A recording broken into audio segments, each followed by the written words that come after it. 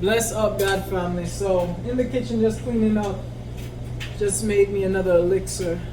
You feel me? This one is, I got some herbs in that, but basically the foundation is apple, lemon, and mint.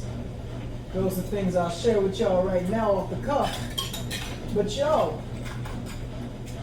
me and my mentor have been having this beautiful conversation about qualifications and certifications. And it's been interesting because it's really important to make sure that you are really honing in on your craft, continuing to grow and continuing to learn is super important and can't go understated, right? So I want to share with y'all today, because right now I'm in day 4. I'm in day 4 of a Kemetic yoga course I just started. And I want to share with y'all pretty much how that's been going in my experience.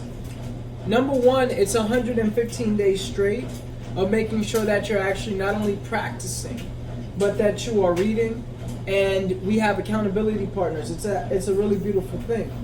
And what it's doing for me is not only teaching me all of these movements and how they're connected to a lot of the yoga movements that we see in traditional, or I should say Indian yoga, right? But it's also giving me a great knowledge of the language and the history. And so whenever you're studying anything, it's really imperative to not just have the cookie cutter information, but the information that really has helped set the foundation for what that is, especially if you're going to share with other people.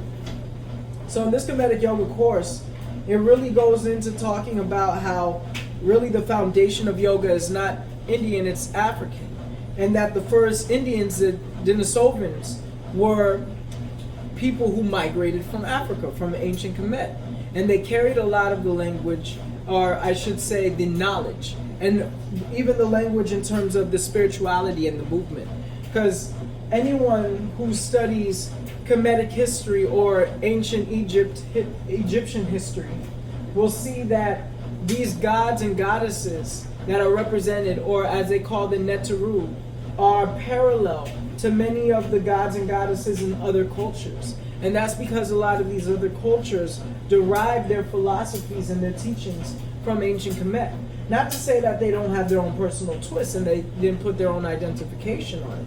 But it's just like anyone who's learning from a teacher, and then that teacher inspires them to then have their own philosophy. So what may I say is, in basic, right, is that it's so important to have a understanding of the foundation and be aware of the things that have inspired and influenced whatever we're celebrating, right? So I give thanks for this course, and you know, Baba Ankh is Baba Netta Ankh. He's really brilliant and powerful. Just being able to also have an accountability partner, to be rising up every day and doing Kemetic yoga first thing, and then to also be really in tune with Ma'at, not just in balance, but I'm talking about the 42 laws. That is pretty much something we have to go through every day and have a checklist for ourselves.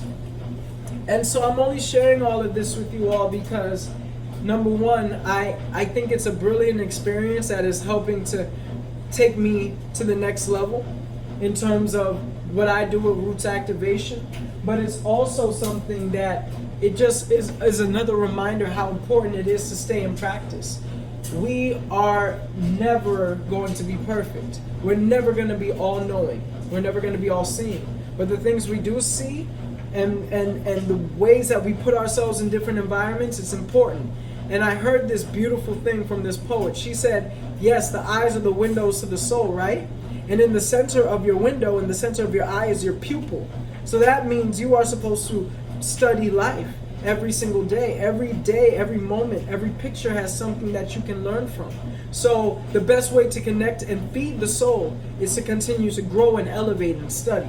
So I just wanted to share that message with y'all. It's so powerful how that hit me while I'm doing all these studies, and it makes me want to go back to my herbal courses and really go in.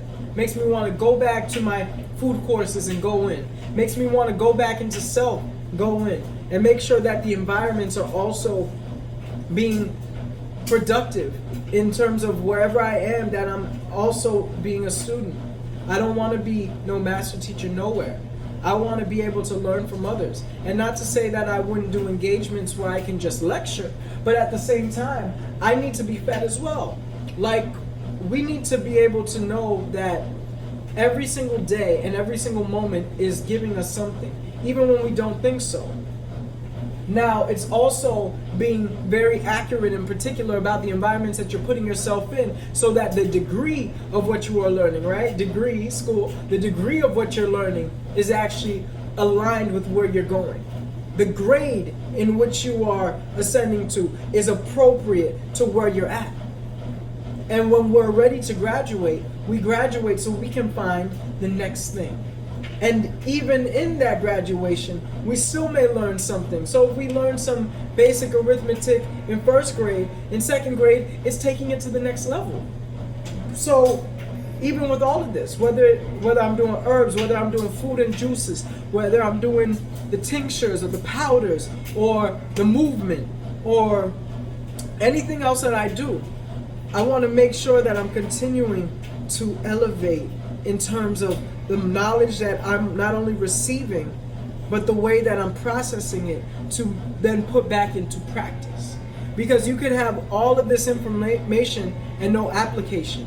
And it's so important to be able to apply yourselves through the information. Plato was a great student, which made him a great teacher. So he applied what he learned. So, yo, I'm feeling electric. It is July 12th. And Just Juice July is still going. I feel like I don't ever have to eat again personally. But at the same time, there is a thing when it comes to being in Ma'at. And when you fast, it's not to say that you want to put all that weight back on. But you do want to make sure that you are getting sustenance from other areas as well. Not just the juice, not just the liquid. You also want that physical matter as well, to make sure that different things are happening, different growth in different ways, such as your bones. And not to say that you can't do that straight off of elixirs. I think that every body is going to continue to experience something different. Every body, every vessel is different, right? So we have to definitely do what's appropriate for us, but then also know that we've been conditioned in certain ways, that we've been trained to do certain things. So when we're talking about even eating, a lot of people overeat. And when we talk about ma'at and being in balance, the reason why you fast is because most of our lives we've been stuffing our faces so much. So giving yourself 3, 5, 7, even 30 days is not that crazy, especially if you have been eating so much all your life, especially if you know that you're overeating or you're overweight. To take some time to allow the digestive system to eliminate things, trust me, it's the best. It's one of the best medicines you could ever have. Fasting is one of the best medicines. So in all that I'm saying, I just want to remind people that yes, a part of being in ma'at, a part of being in balance, is to make sure that we are fasting, because the body deserves a break too. Your pancreas, your stomach, your intestines, your liver, your kidney, they all deserve some time to just flow. And that's why I love a juice fast. I'll do a dry fast, maybe a day, maybe 3 days at max. I'll do a liquid fast though for extended periods of time, because I'm being very practical about the nutrition that's coming in my body. So this is day 12 for me. This is what I'm on. The next time you see me, I'll be in Florida. You know, the things is nice, the vibes is nice, so I can't even lie to y'all. So many things have been happening and manifesting for me, so much more clarity, and I'm being very deliberate about the moves that I want to make and not holding back. And as I've been telling my God family recently, I have 4 children. I have 4 children. My father ascended to the next realm November of last year. My brothers are now my children, right? 6 and 3. I have my business. That's my child. Then I have my inner child. That is my child. So always remember that you are a parent to something. A parent. Get it? So be a parent in the ways that you move with your children. Whether you have a business, an inner child, a dream, a passion, a goal, you have given birth to that idea. How are you nurturing it? How are you taking care of it? So I have to make sure that everything I do is in alignment to take care of my children. And with that being said, this is Just Juice July 12th, day 12. If you are juicing with me, God bless you. Even if you're not doing it in July, this YouTube series is just to encourage you to be intentional, to motivate you, and to also let you know that you have the power. You can do it. Ashe, God bless. Stay rooted.